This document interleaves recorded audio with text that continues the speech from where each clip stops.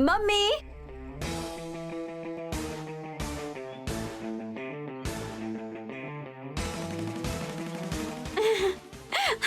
Mummy, अरे mummy mummy mummy mummy, बस कर। Success, grand success mummy. मैं बहुत खुश हूँ मम्मी। आखिर हुआ क्या है? बिना बोले मम्मी को पकड़ के ऐसे घुमा क्यों रही है? दीदी, अरे छोड़।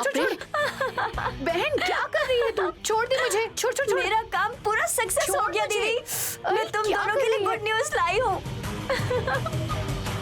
अरे छोड़ दे, कहाँ ना बहना, छोड़ दे। तुम्हें इतना खुश देख के खुशी का कारण मुझे समझ में आ रहा है बेटी। लेकिन माँ, उससे पहले बोलने तो दो। तू बोल, ऐसा कौन सा काम हो गया है तेरा? क्या बोल रही हो दीदी? मैंने हासिल कर लिया है। मैं राहुल को ट्रैक पर क्या लाती, राहुल ने मुझे ही शादी का प्रपोज कर दिया। सच में? मुझसे ही नहीं, हम दोनों शादी करने वाले हैं, ऐसा उसने दादाजी को भी कह दिया। कितनी अच्छी खबर सुनाई है। यस। मेरी बहन, कितनी अच्छी खुशखबरी सुनाई है तूने। ये लड़का उस लड़की के साथ घूम रहा है, ऐसा पता चला था तो मेरा दिल ट्रेन की पटरी के जैसे धड़-धड़ करने लगा था, पता है। बांग देने वाला पक्षी चरण देने वाले पक्षी के पीछे चला गया है। अगले दिन पक्षी ने अंडे भी दे दिए हैं। ऐसा मुझे सुनना पड़ेगा सोचकर मुझे टेंशन हो गई थी, लेकिन मेरी बहन ने जो हासिल करना था कर लिया। मैं अपनी छोटी बेटी को तुम्हारे जैसे ही समझ रही थी, पर ये तो तुझसे ज्यादा समझदार निकली। हाँ मेरी माँ, पक्षी छोटा और उसकी आवाज बड़ी, तूने प्रूव कर दिया है मेरी बहन। मेरे देवर से अगर तेरी शादी हो गई तो तू भी मेरे साथ इस घर में रहेगी और मुझे कोई टेंशन नहीं रहेगी।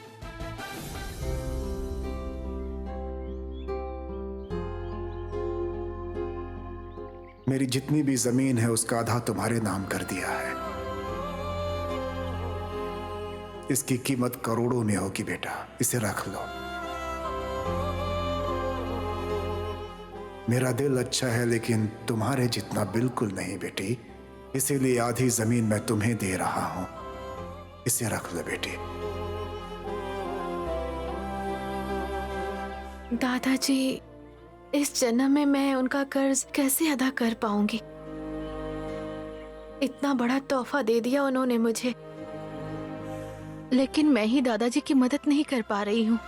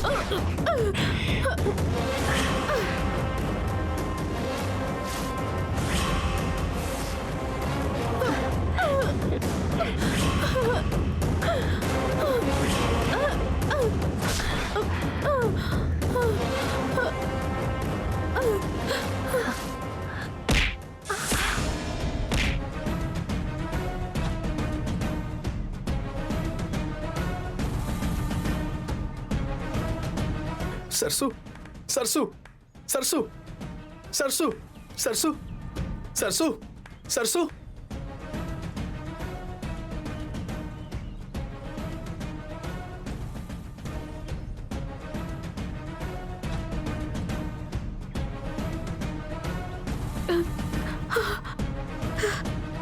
क्या हुआ सरसू? वो लड़की तुझे मारना क्यों चाहती थी? कौन? अरे वही लड़की। उस लड़की को मैंने इससे पहले कभी नहीं देखा। लगता है वो हमारे गांव की नहीं है। तू जानती है कौन है? तेरे साथ तो गिरी बाबू भी आए थे ना, कहाँ है वो? वो गांव चले गए। इस गांव में बड़े छोटे हर कोई तुझे पसंद करता है। ऐसा कोई नहीं है जो तुझे नापसंद करे। फिर भी तेरी दुश्मनी इस गांव में किससे हो सकती है? पता नहीं, कुछ नहीं पता है। ठीक है, चल उठ।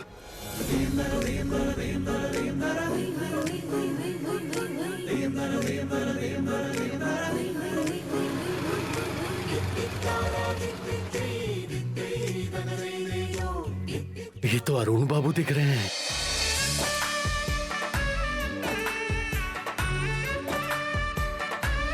अरुण बाबू,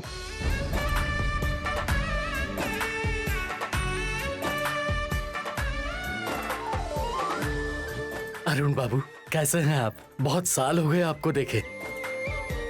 आप आए हैं ऐसा जब बड़े मालिक को पता चलेगा तो कितनी खुशी होगी उन्हें।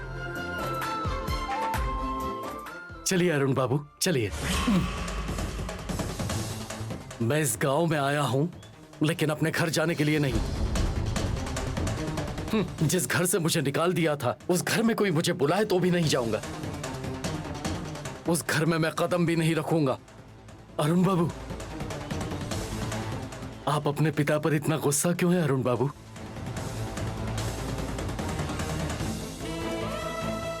बड़े मालिक तो हमेशा आपके ही बारे में सोचते रहते हैं। आपको देखेंगे तो बहुत खुश हो जाएंगे। चलिए अरुण बाबू, मैं नहीं आऊंगा। आप बात समझते नहीं क्या? मैं इतना बड़ा आदमी नहीं हूं कि आपको कुछ कहूं। हाँ, लेकिन उम्र में आपसे बड़ा हूं, इसलिए मेरी बात मान लीजिए, मना मत कीजिए। अपने घर चलिए बाबू। मैं यहाँ तुम्हारी बात सुनने के लिए या तुम्हारे बड़े मालिक की बात सुनने के लिए नहीं आया हूँ। अपने एक जरूरी काम से आया हूँ। मेरा मूड खराब करने की कोशिश मत करो। जाओ अपना काम करो।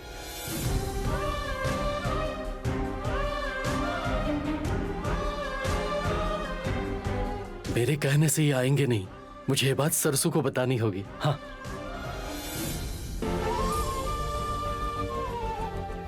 नमस्ते बाबूजी।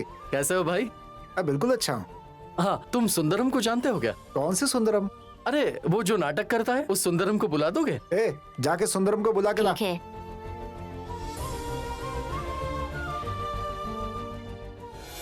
बेटी सरसू, बेटी सरसू यहाँ पर भी नहीं है।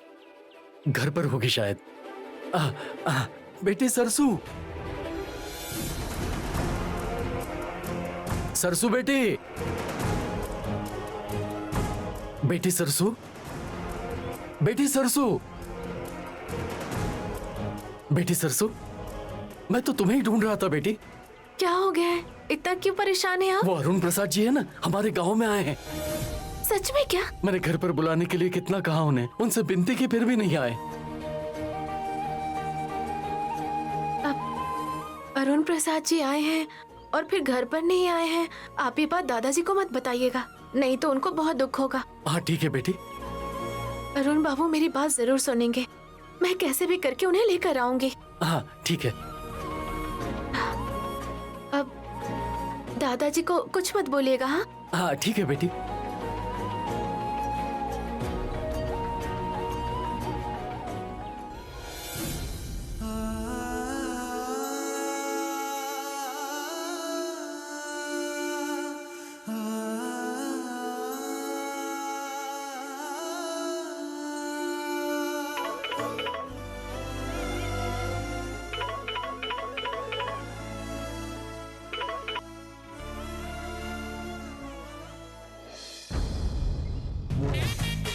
नमस्ते मैडम।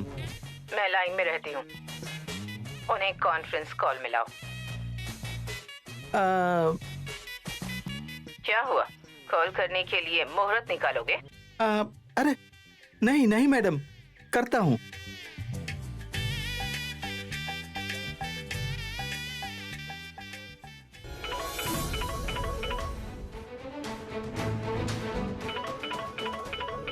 सर आपको भी गुड मॉर्निंग सर। क्या है? मैडम जी लाइन पर हैं, 1 मिनट।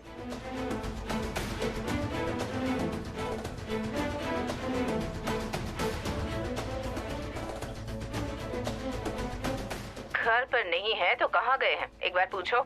आप कहाँ गए हैं? मैडम ने पूछने के लिए कहा है सर। मेरे अपने भी कुछ काम होते हैं, उन्हें उन कामों के बारे में सोचने की जरूरत नहीं है। क्या है ना मैडम कि वो कुछ काम से बाहर गए हैं सर, बोल रहे हैं। क्या काम है वो पूछो। बताने की कोई जरूरत नहीं है।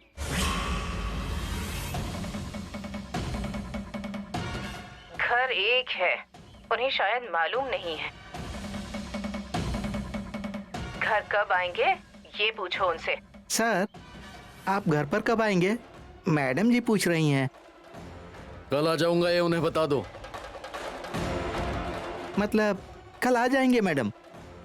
रात को बाहर रहेंगे? इतना क्लोज फ्रेंड कौन है उनका और कहाँ गए हैं? मैं पूछने कहूँगी तभी पूछोगे क्या? सर, इतना क्लोज फ्रेंड कौन है सर? अब मैडम ने पूछने के लिए बोला है। मैं क्यों बताऊं? मैं जहां हूं उसकी लोकेशन बता दूंगा। तुम्हारी मैडम को लोकेशन मालूम है, देखने के लिए बोलो। मैडम लोकेशन दिखा रहे हैं। हाँ?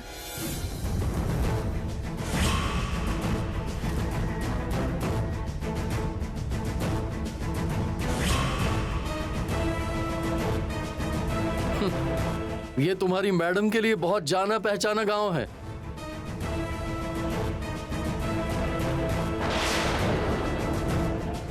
जिस गांव की वो शक्ल भी नहीं देखना चाहती थी, उसी गांव में आया हूं मैं। मैडम, उस गांव में जाने का कारण क्या है? सर, ये जानने की तुम्हारी मैडम को जरूरत नहीं है, किसी और को भी ये जानने की जरूरत नहीं है, कोई जरूरत नहीं है। ऐसा है मैडम। ऐसी क्या जरूरत पड़ गई? पूछो उनसे। उस दिन घर आए हुए मेहमानों की बेइज्जती करके मैडम ने वापस भेज दिया था। उन मेरे गांव के स्वाभिमानी लोगों से मैं माफी मांगने के लिए आया हूं। ऐसी क्या जरूरत थी? पूछो एकांबरम। जिस जगन्नाथ की फैमिली का मैं जिंदगी भर का कर्जदार हूं, उसकी सहायता करने के लिए आया हूं।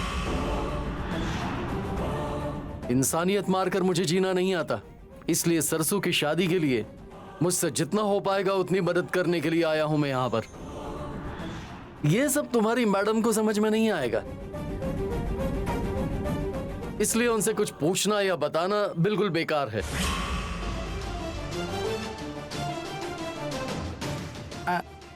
मैडम, सर ने फोन। तुम्हारे कहने तक मुझे कुछ समझ में नहीं आएगा क्या? जो इंसल्ट हुई है उसे भूलकर आत्माभिमान को मानवता समझ रहे हैं। उस गांव में मत जाना कहा था, फिर भी वहां गए हैं, मेरे मना करने के बावजूद।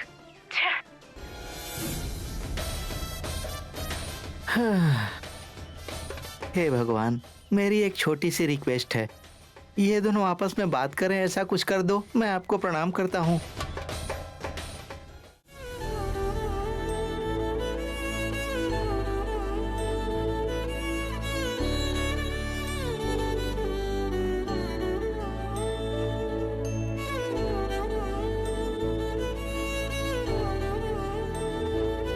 कैसे हो सुंदरम? आपकी तरह प्रॉपर्टी वाले लोग हम लोग नहीं हैं, फिर भी अच्छी तरह हैं। हम अच्छे हैं क्या ये देखकर खुश होने के लिए, या फिर अच्छे रहेंगे तो इंसल्ट करने के लिए आए हैं क्या? तुम्हारा इस तरह से व्यवहार करना गलत नहीं है।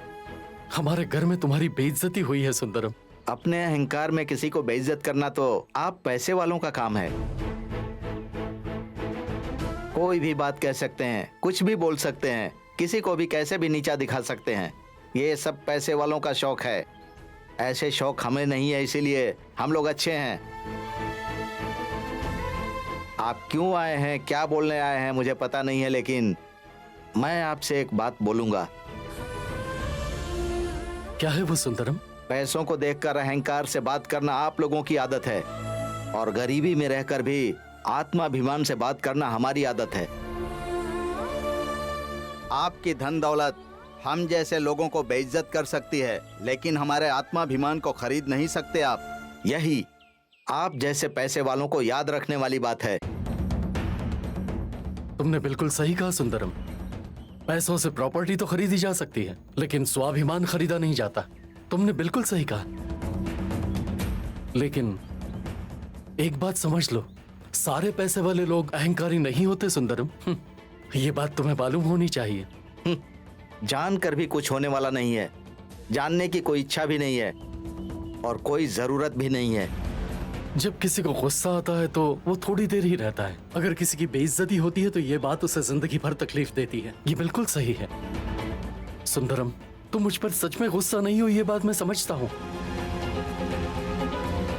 इसीलिए तुमसे मिलने के लिए मैं इस गांव में आया हूँ। आपकी बीवी वाग्देवी ने हमारा मजाक ये कहकर उड़ाया कि हम बेकार हैं।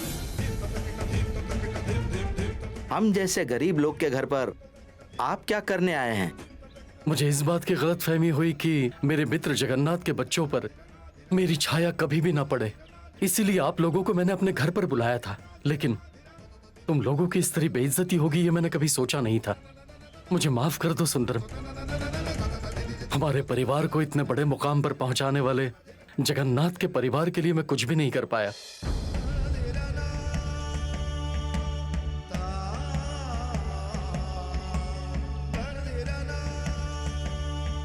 ये लो, ये पैसे लेकर सरसों की शादी धूमधाम से करना।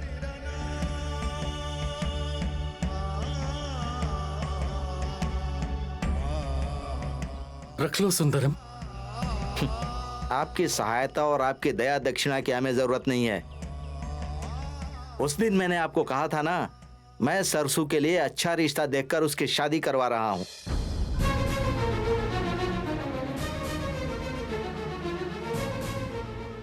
अच्छा, सरसों की शादी कर रहे हो? बहुत ही अच्छा रिश्ता देखा है मैंने। आप लोगों के जैसे पैसे वाले नहीं है, लेकिन बहुत दिलदार लोग हैं वो ना हमारी सरसू के अच्छे गुण देखकर शादी कर रहे हैं, हमारी प्रॉपर्टी देखकर नहीं। आपके पैसों की हमें कोई जरूरत नहीं है। सुंदरम,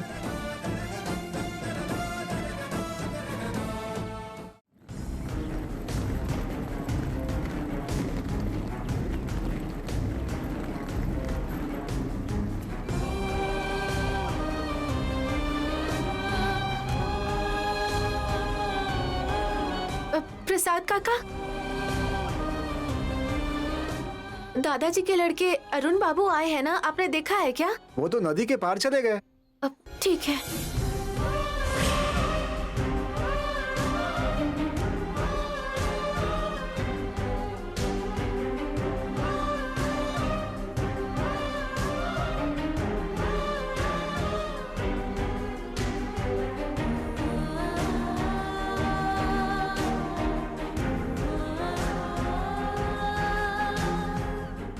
अरुण बाबूजी, अरुण बाबूजी। बेटा बहू पोता पोती के साथ रहने के लिए दादाजी कितना तरस रहे हैं। खुद उनका बेटा गांव में आकर बिना मिले चले गए, ये दादाजी सहन नहीं कर पाएंगे। अगर मैं अरुण बाबूजी को मिली होती तो उनके पैर पकड़कर विनती करती और दादाजी के पास लेकर जाती। इतना अच्छा मौका गवा दिया मैंने। अरुण बाबूजी को घर पर लेकर जाती तो दादाजी बहुत खुश हो जाते, लेकिन ये भी नहीं कर पाई।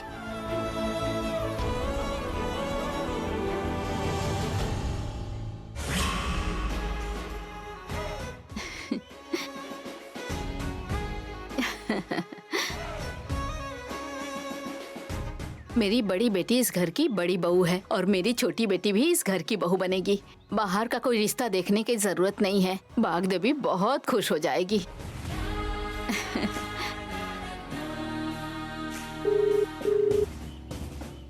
क्या हुआ कामिनी? कैसी हो बागदेवी? अच्छी हूँ, जरूरी काम कर रही हूँ। कुछ बात करनी है तुम्हें? तुम्हें गुड न्यूज देने के लिए कॉल किया है। कैसी गुड न्यूज? तुम मेरी बात सुन के बहुत खुश हो जाओगी, इसीलिए कॉल किया है। बोलो।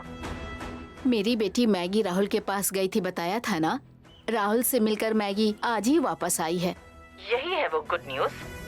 वहाँ से आना गुड न्यूज क्यों होगा? राहुल ने मैगी से शादी करने की बात की है, यही गुड न्यूज है।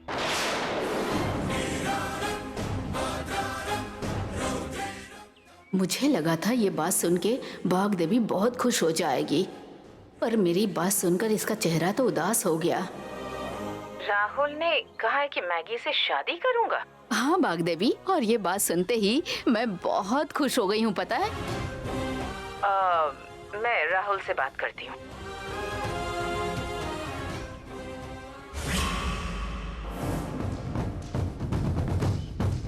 उसे पसंद नहीं आया, शायद इसलिए फोन कट कर दिया।